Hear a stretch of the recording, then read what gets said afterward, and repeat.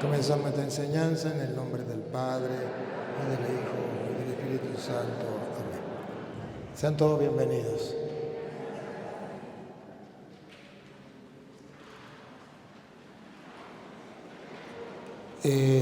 Me da inmensa alegría de poder estar compartiendo con ustedes la palabra de Dios, que ustedes hayan hecho el esfuerzo de venir de diversos lugares. Es un gran gozo. Estoy dispuesto pues a tratar de exponer con sencillez la palabra de Dios para que todos ustedes puedan seguirla, puedan gustarla, saborearla como la miel al paladar. Me dicen que hay unos hermanos que no son de la Iglesia Católica, que están en medio de nosotros. Bienvenidos, un aplauso para ellos.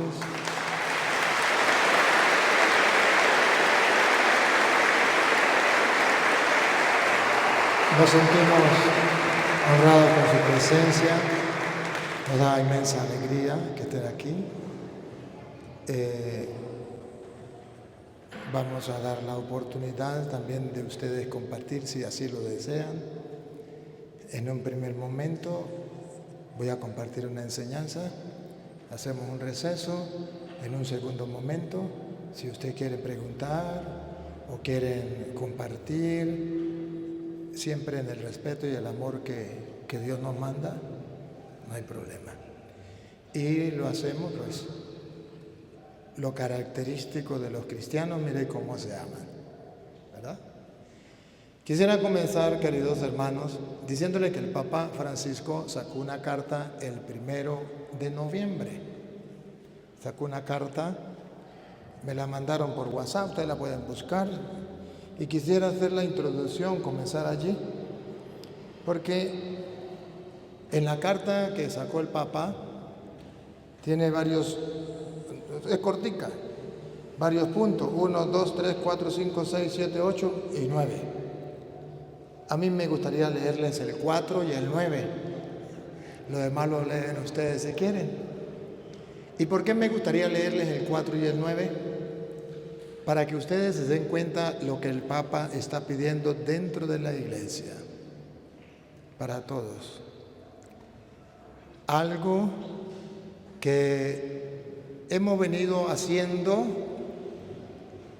y que el Papa ahora pide que se haga a nivel de Iglesia. Ha sido el trabajo que yo llevo, pero ahora el Papa lo pide que no sea solamente yo, sino que sea toda la Iglesia. En el número 4 dice: por lo tanto, la reflexión teológica le habla a los teólogos de la Iglesia, les está llamando a cambiar el método de la teología.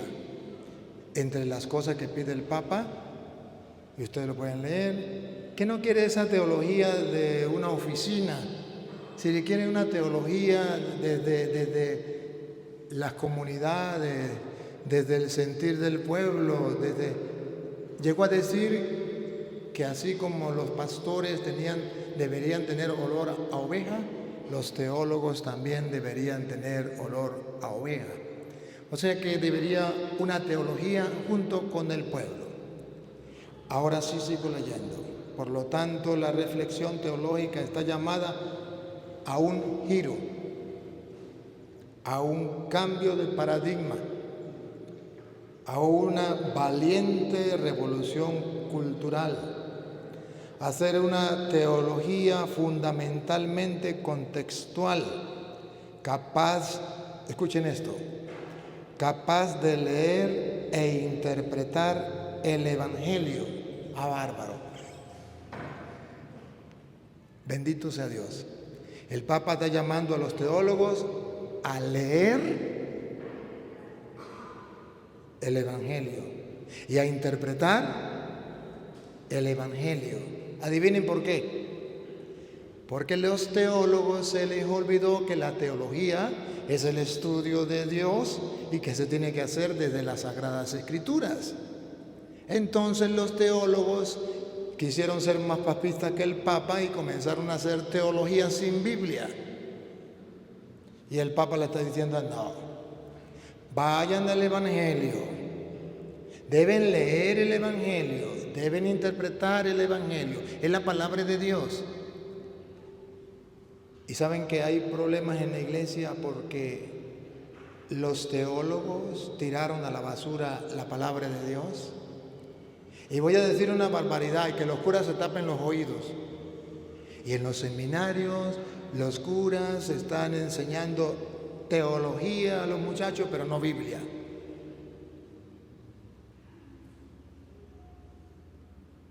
Esa teología no la quiero y el Papa tampoco. Tiene que ser una teología, es estudio de Dios.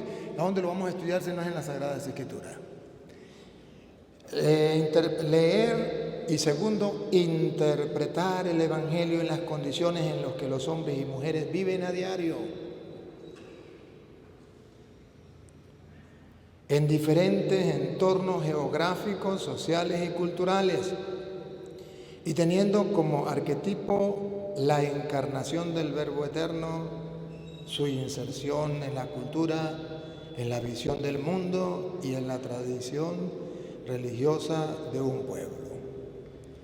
A partir de esto, la teología no puede dejar de desarrollarse en una cultura. Escuchen esto es lo que me gusta. La teología no puede dejar de desarrollarse en una cultura de diálogo, subrayenlo. Hoy van a ver ustedes la teología de diálogo con los hermanos, si ellos quieren. La teología que pide la iglesia, diálogo.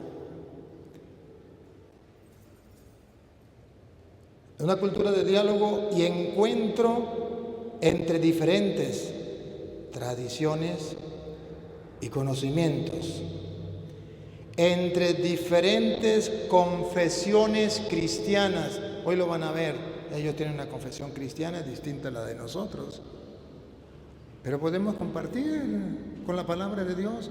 ¿Por qué no? Si los cristianos nos podemos sentar a tomar un refresco, a comernos un almuerzo, podemos sentarnos a otra cosa, ¿por qué no sentarnos a compartir la palabra de Dios? ¿Por qué no? El Papa dice que se necesita una teología capaz de desarrollarse en una cultura de diálogo y encuentro entre diferentes tradiciones y conocimientos, entre diferentes confesiones cristianas y religiosas. Ojalá que el Papa viera el encuentro de hoy, para que se dé cuenta que aquí ya, en Venezuela, estamos haciendo esa teología de encuentro cristiano y religioso, y para la gloria de Dios tenemos dos hermanos que vienen de otra religión y que van a compartir con nosotros, que los vamos a escuchar, que les vamos a prestar el micrófono con respeto y con amor, lo escuchamos y compartimos con ellos. Esto lo está pidiendo el Papa. Y nosotros ya, aquí en Venezuela, ya lo llevamos. Y ese es mi trabajo. De modo que estoy feliz porque el Papa está apoyando este trabajo que yo llevo. Confesiones cristianas y religiosas. Escuche lo que viene. Enfrentándose, lo repito, enfrentándose abiertamente a todos. ¿Qué es lo que vamos a hacer aquí? Vamos a tener un diálogo, un encuentro donde nos enfrentamos frente a frente. Ellos dicen lo que ellos aprendieron y nosotros decimos lo que aprendieron abiertamente. Ustedes escuchan, lo transmitimos por la radio, lo transmitimos por internet, el mundo entero se va a dar cuenta, lo está pidiendo el Papa. Es la nueva teología que el Papa pide. Yo la llamo la teología campesina, el Papa la llama la teología del encuentro, o la teología del diálogo, o la teología donde los teólogos huelan a oveja. Lo repito, una teología donde se desarrolle en una cultura de diálogo y encuentro entre diferentes tradiciones y conocimientos, entre diferentes confesiones cristianas y religiones, enfrentándose abiertamente a todos, creyentes y no creyentes. En castellano, llegó la hora de hablar, de exponer la doctrina, de no callar, de no callar. ¿Por qué callar? Y luego ahí sigue. Voy al 9 para resumirles. En el 9 dice el Papa: ante esta renovada misión de la teología, se está renovando la teología, la Pontificia Academia de Teología está llamada a desarrollar con constante atención a la cientificidad de la reflexión teológica, el diálogo, toma otra vez la palabra diálogo, el diálogo transdisciplinario con otros saberes científicos, filosóficos, humanistas y artísticos. Oigan, con creyentes y no creyentes, con hombres y mujeres de diferentes confesiones cristianas y religiones diferentes. Estoy feliz que el Papa esté apoyando el trabajo que llevo en el encuentro, en el diálogo con los hermanos separados que quieran compartir. Yo me siento feliz, porque es la manera de hacer teología actualmente, porque es la manera de evangelizar abiertamente a todas partes, sin temor, sin miedo. Tenemos la verdad y tenemos que ponerla abiertamente, y si otra persona piensa que tiene la verdad, que la exponga y lo escuchamos. Y cada quien tiene la capacidad de pensar. Dios nos dio la capacidad de pensar, de analizar, tenemos una razón. Y cada quien da sus pruebas y listo, no hay ningún problema. Diferentes confesiones cristianas y religiones diferentes. De compartir la fe y el estudio, tejiendo una red de relaciones con otras instituciones educativas, formativas y culturales, y penetrando con originalidad y espíritu de imaginación en los lugares existenciales donde se elabora el conocimiento, las profesiones y las comunidades cristianas. Aquí entonces está lo que el Papa nos pide y que yo quería compartir con ustedes. Quisiera de corazón, por lo que el Papa acaba de decir, mandarle un fuerte aplauso al Papa. Un aplauso para el Papa.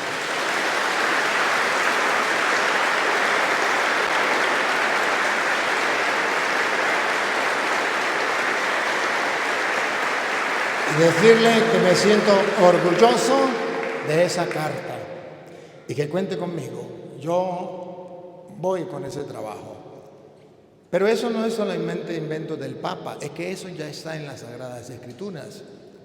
Ya lo practicaba San Pablo, por ejemplo, en Hechos de los Apóstoles, capítulo 17, en el versículo del 1 en adelante, el 17, del 1 en adelante. Van a ver que esto ya lo practicaban los primeros cristianos. San Pablo viene a darnos un gran ejemplo a nosotros de lo que es ese encuentro, ese diálogo con otras religiones, con otras creencias.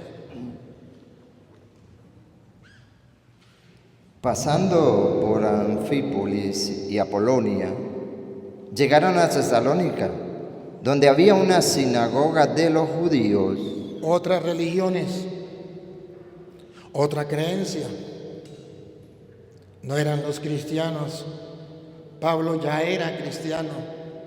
Ahora Pablo va a visitar un templo, una sinagoga de otra religión, la religión judía de donde él venía. Y Pablo, como acostumbraba, fue a ellos, y por 3 días de reposo discutió con ellos, declarando y exponiendo por medio de las Escrituras. San Pablo discutió con ellos con las Sagradas Escrituras. el Papa está diciendo que tenemos que hacer teología como hacía San Pablo, en un diálogo, en un encuentro con las Sagradas Escrituras, que vamos a estudiar lo que dice Dios, vamos a conocer a nuestro Dios con las Sagradas Escrituras, qué enseñó, qué dijo. Así lo hacía Pablo y era su costumbre. Sigue. Que era necesario que el Cristo padeciese y resucitase de los muertos, y que Jesús, a quien yo os anuncio, decía él, es el Cristo. Y algunos de ellos creyeron y se juntaron con Pablo y con Silas. Esa teología del encuentro y del diálogo produce conversiones. La gente se convierte, porque la gente tiene la capacidad de ver, de escuchar, de analizar, y el Espíritu de Dios obra en la mente y el corazón. No tenemos que hacer ningún esfuerzo nosotros, lo hace el Espíritu de Dios. Y de los griegos piadosos gran número, y judíos y griegos piadosos, y mujeres nobles no pocas. Hasta las mujeres se convertían. Entonces los judíos que no creían, teniendo celos, tomaron consigo algunos ociosos, hombres malos, y juntando una turba, alborotaron la ciudad, y asaltando la casa de Jasón, procuraban sacarlos al pueblo. Si Pablo hacía este trabajo, había gente que lo impedía, gente que no estaba de acuerdo, como hoy en pleno siglo XXI hay gente que no está de acuerdo con esta teología, con esta forma de evangelizar, con esta forma de predicar, no están de acuerdo. Entre ustedes mismos que nos siguen a través de las redes o los que están presentes, hay gente que no está de acuerdo. Pero San Pablo, a pesar de que ellos no estaban de acuerdo, él seguía trabajando y era su costumbre hacerlo. No somos monedita de oro para caerle bien a todo el mundo. Lo que sí es importante es que le expliquemos a la gente con claridad la palabra de Dios. Pero no hallándolos, trajeron a Jasón y algunos hermanos ante las autoridades de la ciudad, gritando: estos que trastornan el mundo entero también han venido acá, a las cuales Jasón ha recibido. Y todos estos contravienen los decretos del César, y diciendo que hay otro rey, Jesús. Los intereses del César, los intereses de este mundo, se los tiraba para el suelo y le ponían para lo alto los intereses de Jesús, y eso a ellos les dolía. Siguen leyendo, pero pase al versículo 11, o desde el 10. Inmediatamente los hermanos enviaron de noche a Pablo y a Silas hasta Berea, y ellos, habiendo llegado, entraron en la sinagoga. Observen esto, de ese lugar lo sacaron corriendo. Él tenía la costumbre de ir a la sinagoga, de ahí lo sacaron corriendo. Pero se fue a Berea, a otro lugar, y cuando llegó allá, ¿qué hizo? Porque lo sacaron corriendo de un lugar, porque no lo aceptaron, ¿dejó de predicar? No, lo sacaron corriendo de allá, lo llevaron a otro lugar, otra vez. Y ellos, habiendo llegado, entraron en la sinagoga de los judíos, y estos eran más nobles que los que estaban en Tesalónica. Los de Berea eran más nobles que los que estaban en Tesalónica. ¿Por qué? Respiren profundo. ¿Por qué eran más nobles? Vean. Pues recibieron la palabra con toda solicitud. ¿Por qué eran más nobles? Pues recibieron la palabra con toda solicitud. Aquí la Biblia nos pide a que nosotros recibamos la palabra con alegría, con gozo, que la cojamos de corazón,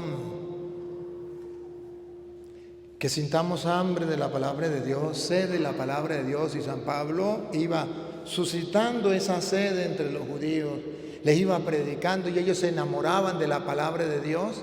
¿Y qué hacían luego? Escudriñando cada día las Escrituras para ver si estas cosas eran así. Ese es el trabajo que debe hacer todo cristiano. Predicar la palabra de Dios haciendo que la gente se enamore de la palabra al punto que puedan escudriñar las Escrituras todos los días para ver si las cosas son así. Esa es la teología que el Papa le está pidiendo a los teólogos, para que puedan compartir, dialogar con los hermanos separados y decir, vamos a escudriñar las Escrituras para ver si lo que dicen ellos es verdad o si lo que dice la Iglesia Católica es verdad, para descubrir a través de las Sagradas Escrituras si las cosas son así como ellos enseñan. Hoy lo van a ver. Ellos hoy van a exponer a lo mejor su doctrina, van a hacer sus preguntas, lo que sea, pero luego vamos a escudriñar las Escrituras para ver si es verdad lo que ellos dicen, a ver si las cosas son así, porque esto no lo pide la palabra de Dios. Pero fíjense ustedes que no solamente aquí, sino luego en el capítulo 18, versículo 4, vuelve San Pablo otra vez, entra otra vez con los judíos y vuelve a hablarles con las Sagradas Escrituras. No pierde la costumbre, lo hace una y otra vez. Cuando el Padre Toro ve eso, entonces el Padre Toro dice, pues yo tengo que ir con la Sagrada Escritura como Pablo a decirle a los hermanos de otra religión que las cosas no son así como ellos dicen, sino que es como está escrito, que escudriñen las Escrituras. Dale. Y discutía en la sinagoga todos los días de reposo. Y discutía en la sinagoga todos los días de reposo. Discutía. Hay gente que dice, no, pero es que la Biblia no se hizo para discutir, la Biblia no se hizo para pelear. A ver, entendamos. Aquí la Biblia dice que San Pablo agarraba las Escrituras y discutía con los judíos. ¿Qué es lo que usted no entiende? Que escudriñaban las Escrituras para ver si las cosas eran así o no. ¿Qué es lo que ustedes no entienden? ¿Otra vez? Y discutía en la sinagoga todos los días de reposo, y persuadía a judíos y a griegos. Los persuadía.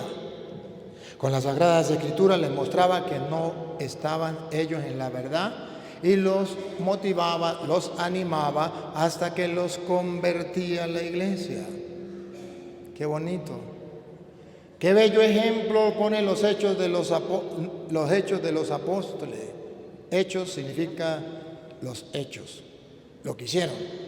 Para ejemplo de nosotros, para hacer lo que ellos hicieron. Y luego, cuando esta gente también estuvo en contra, a Pablo le dieron ganas de no trabajar más. Pablo le dieron tentación de desanimarse y dijo, Pablo, yo como que no trabajo más. Y ustedes van a ver cómo Dios sale y le dice a Pablo, no señor, usted no puede ser cobarde, usted tiene que seguir predicando. Vamos a ver, escuchen, se lo adelanto, pongan cuidado. Y cuando Silas y Timoteo vinieron de Macedonia, Pablo estaba entregado por entero a la predicación de la palabra. Esto me gusta.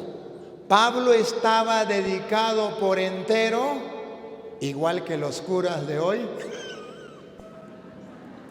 igual que los obispos de hoy, estaba dedicado por entero a la predicación de la palabra. ¡Ah, bárbaro! ¿Cuántos sacerdotes hacen falta que sigan el ejemplo de Pablo? ¿Cuántos obispos que hacen falta que sigan el ejemplo de Pablo? Que se dediquen a la predicación de la palabra. Sigue. Testificando a los judíos que Jesús era el Cristo. Testificando, comprobándole a los judíos, predicándoles a otra religión que Jesús era el Cristo. Los curas y los obispos están ocupados en otras cosas más importantes que esa. Qué desgracia más grande.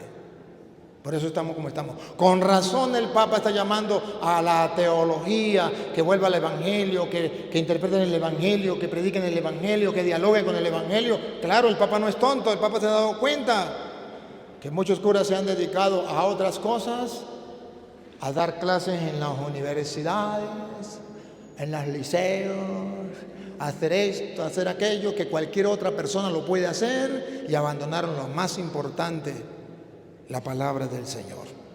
Sigue. Pero oponiéndose y blasfemando estos. No le entendí. Pero oponiéndose y blasfemando estos, les dijo.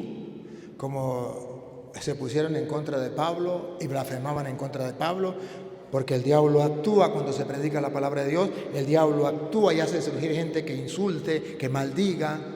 Ahí pueden ver, por ejemplo, los mensajes, ustedes ya pueden ver, detectar. Estamos en vivo, ¿sí? ¿Cuántas personas tenemos en vivo ahorita, no? 1240. De esos 1240 hay un grupito que ya está botando veneno, insultando, maldiciendo. En vez de escuchar la palabra de Dios, están maldiciendo, insultando, sin escuchar, así de gratis. Pero eso pasaba cuando Pablo predicaba la palabra de Dios. ¿Pero qué hizo Pablo? Sacudiéndose los vestidos, vuestra sangre sea sobre vuestra propia cabeza. Yo, limpio, desde ahora me iré a los gentiles. San Pablo dijo, chao contigo, judíos no les predico más a otras religiones, me voy a los gentiles. Ya no quiero trabajar más con otras religiones, porque en vez de convertirse, bueno, se convierten unos poquitos y otros se vienen en contra. Y cuando Pablo toma la decisión de irse y no predicarle más a otras religiones, como lo hace el cura Toro, ¿qué le dice Dios? Siga. Y saliendo de allí, se fue a la casa de uno llamado Justo, temeroso de Dios, la cual estaba junto a la sinagoga. Y Crispo, el principal de la sinagoga, creyó en el Señor con toda su casa. Y muchos de los corintios, oyendo, creían y eran bautizados. Entonces el Señor dijo a Pablo, cuando Pablo ya dijo que se iba para los gentiles, el Señor dijo a Pablo, en visión de noche, no temas. En una visión de noche le dijo, no temas. No temas, sino habla. Sino habla. Y no calles. Y no calles. Cuando hay gente que le grita al cura Toro, cállese. No siga, eso es pelear con los evangélicos. Yo no peleo con ellos. Ustedes van a ver hoy si voy a pelear con ellos. Ustedes van a ver, sus propios ojos van a ver. Y el mundo va a descubrir que son calumnias, mentiras. Yo no peleo con ellos. Yo les doy la oportunidad de hablar. Les presto el micrófono. Y cuando no estoy de acuerdo con algo, les digo no estoy de acuerdo por esto, por esto, por esto. Y les muestro con capítulo y versículo. Eso no es pelear. Y entonces Pablo tomó la decisión, como había gente en contra, y dijo, yo me voy. Y Jesús le dijo, el Señor le dijo, no tengas miedo, ¿ves? No temas. Habla, no calles. Y eso es lo que el Papa está diciendo. No tengan miedo, teólogos. Vamos, hablen desde el Evangelio. No callen. Hay que dialogar, hay que predicar, hay que compartir frente a frente con ellos. Porque si no, ¿quién va a predicar el Evangelio? Si no lo hacemos nosotros, ¿quién lo va a hacer? Y siempre hay obstáculos, siempre que se predica hay obstáculos. Ustedes ven que aquí a Pablo le ponían obstáculos. Pero ustedes van a ver que un día Pablo, en Hechos de los Apóstoles, en el capítulo 13, en el versículo 6 en adelante, ustedes van a ver que Pablo estaba predicándole, creo que era a un rey o a un emperador, yo no me acuerdo ya, pero vamos a ver qué dice. Y estaba predicándole y salió uno a poner estorbo, a tropezar, a hacer tropezar en la fe a esa persona. ¿Y qué dijo Pablo? Vamos a ver. Y habiendo atravesado toda la isla hasta Pafos, hallaron a cierto mago, falso profeta. Aquí. En el tiempo de los apóstoles existían también los falsos profetas. Y miren el trabajo de los falsos profetas. Dice la Biblia que Pablo llegó a un lugar y se encontró con un falso profeta. Judío llamado Bar Jesús, que estaba con el procónsul. Era un procónsul. Suena bonito, no sé qué es, pero suena bonito.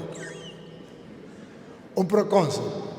Sergio Paulo, varón prudente. Este, llamando a Bernabé y a Saulo, deseaba oír la palabra de Dios. Así como este procónsul, está el mundo entero. El mundo entero está deseoso de oír la palabra de Dios. Cumpliéndose la profecía, habrá un tiempo donde la gente tendrá hambre y sed, pero de la palabra de Dios. Pues eso pasó también en el tiempo de los apóstoles. Y este procónsul tenía deseo de escuchar la palabra de Dios. Y Pablo, ni corto ni perezoso, comenzó a predicarle la palabra de Dios. Pero vean cómo los falsos profetas estorban, son tropiezo para que se predique la palabra de Dios como debe ser. Pongan cuidado. Pero les resistía el... ¿Le qué? Les resistía Elimas. Él predicaba, quería predicar la palabra de Dios, pero le resistía, le ponía obstáculo. Elimas. El mago. El mago, ¿por qué el mago? Era un profeta. ¿Por qué era mago? Porque hacía grandes señales. Los falsos profetas hacían grandes señales como magos, para engañar a la gente y para poner estorbo al evangelio. Dale. Así se traduce su nombre, procurando apartar de la fe al procónsul. ¿Cuál es el trabajo de los falsos profetas? Apartar de la fe al procónsul. Por un lado está el deseo del procónsul querer escuchar la palabra de Dios. Por otro lado está Pablo con el deseo de predicar la palabra de Dios, pero la Biblia dice que no dejará de existir falsos profetas que ponen resistencia, obstáculo para que se le predique la palabra. ¿Cómo es? Procurando de la fe al procónsul. ¿Cuál es el trabajo de los falsos profetas? Apartar al católico de la fe. Ese es el único trabajo. Que dejen de ser católicos, que dejen de ir a misa, que dejen de confesarse, que dejen de amar la iglesia, que dejen de bautizar a los niños, que dejen de tener las imágenes, que dejen de amar a la Virgen María. Ese es el trabajo de los falsos profetas. Apartar a la gente de la fe. El trabajo de ellos no es edificar la gente en la fe, que la gente crezca en fe en Dios, en su palabra, que la gente conozca la verdad de la palabra de Dios. Ese no es el trabajo de ellos. El trabajo de ellos es apartar de la fe al procónsul. Apartar de la fe a la gente. ¿Y cuando un católico se vuelve protestante? Cuando viene alguien, un falso profeta, y lo aparta de la fe. Si es testigo de Jehová, se va con ellos. Si es pentecostal, se va con ellos. Si es evangélico, se va con ellos. Si es mormón, se va con ellos. Si es adventista, se va con ellos. ¿O no? Y se apartó de la fe.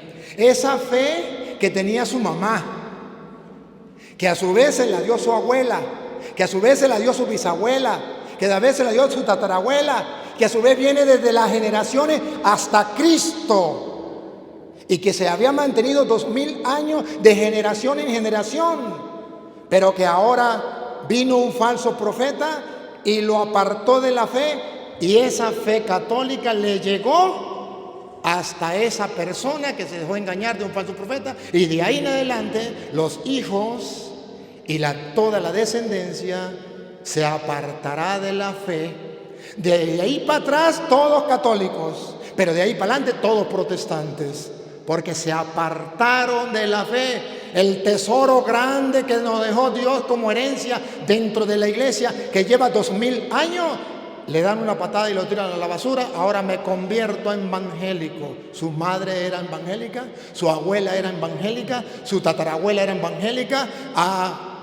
Eche para atrás, para que descubran que no lo era, solamente que un día vino un falso profeta y le puso un tropiezo y lo apartó de la fe, y él, que no conoce la verdad, dice: aleluya, gloria al Señor, ahora conocí la luz, ahora estoy en la verdad. Estaba en la oscuridad. ¿Que estaba en la oscuridad? ¿Y que llegó a la luz?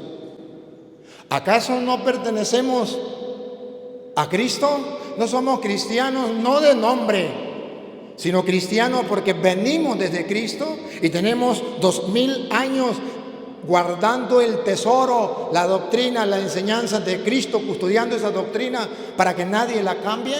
¿Cuál era el trabajo de Pablo? Decirle a los judíos que se entregaran a Cristo, que convirtieran a Cristo.